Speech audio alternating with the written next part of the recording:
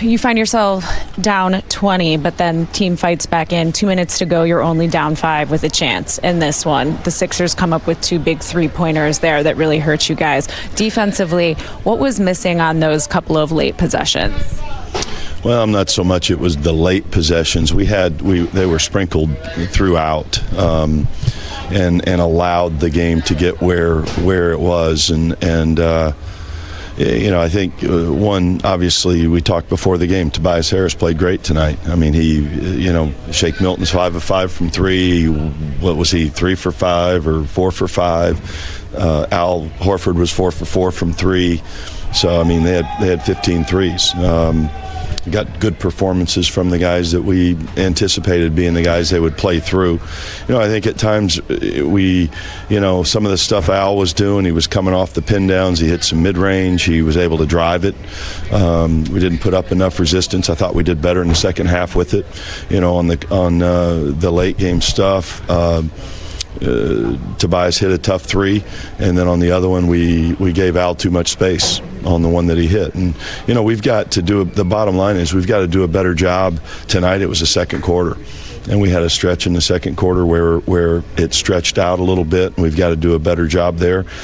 I like the way we played the second half. I thought we played a really good half of basketball, and put ourselves, like you said, back in a position, and we get down, we've got to make more free throws, we've got to get more timely stops when it comes down to it. But I thought we had guys play well. I thought we were connected, and and particularly second half, I thought we played, maybe that's the best we've played in a few games in the second half.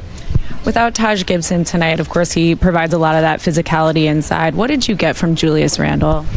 I thought Julius was really sharp. He started out sharp, not only scoring, he was 6 of 7 from the field in the first half, but just what he was seeing out there, he was really communicating, he was really connecting guys out there. I thought he had a very good game.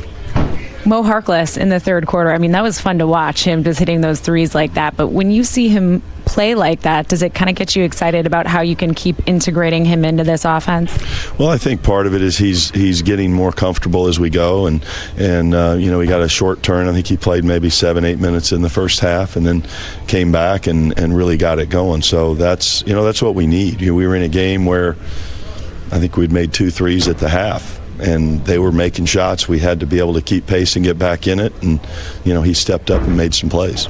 Back end of a back-to-back road game, and you're down by a bunch late, and it gives battle back. Just talk about the effort and how proud of your team to see that kind of effort late in the game to get back in it. How nice is it to see from a team that's trying to find themselves the last part of the season?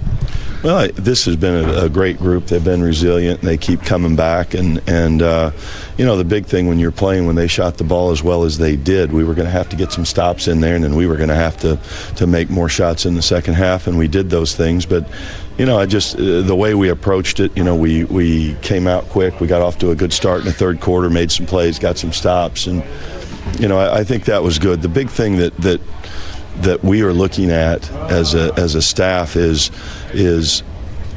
how well we're playing just collectively and what we're doing. And so I thought it was a good sign for us that we played as well as we did in the second half, and they weren't worried about the score. They went out, and if we get some stops, we score the ball a little bit, we're right back in the game. You lost Dennis Smith in the second half. Any update on what's going on with him? Not yet. He had concussion symptoms, and so he was held out and will be evaluated. So you're looking at this game as kind of like a moral victory with the way you guys play? No. Okay. I thought you said you're happy with the way it happened in the second half, but you weren't worried about the score? No. I said we went out and played like we weren't worried about the score, and we played good basketball, and that's what we're after. If we play good basketball, we're going to be okay, but I think that's as well in the last maybe 3-4 games, that's as well as we've played for 24 minutes. And so I take that as a sign that we're moving it in the right direction and doing the things that we need to do. Tobias, in that first half, was he just unstoppable, or was there something that you felt you could have done? I think he played well, but I think there were some coverage things and some individual things maybe we could have been a little tighter with. I think you've said you're in touch with Scott all the time. With the 6 straight losses where you guys are at now, is there any thought of kind of turning, like you guys did last year, more to the kids? Well, I think we've gone through, and the rotation has all the young guys in it. Basically, Zoe got another turn tonight as he played. Mitchell, is more and more and more as he goes. RJ is expanding his role.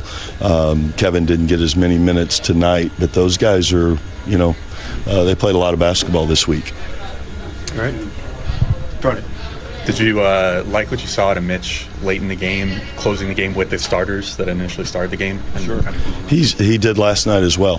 He has played, I think, he's in a stretch where this is as good as I've seen him play and as effective as I've seen him play. What about the decision to start Bobby at center? Well, obviously we could have went with Mitch, but we really like how he's playing, and he's in such a good rhythm as he's coming off the bench, and then we flipped it in the second half and started him, and I think he was a big part of keying that run again.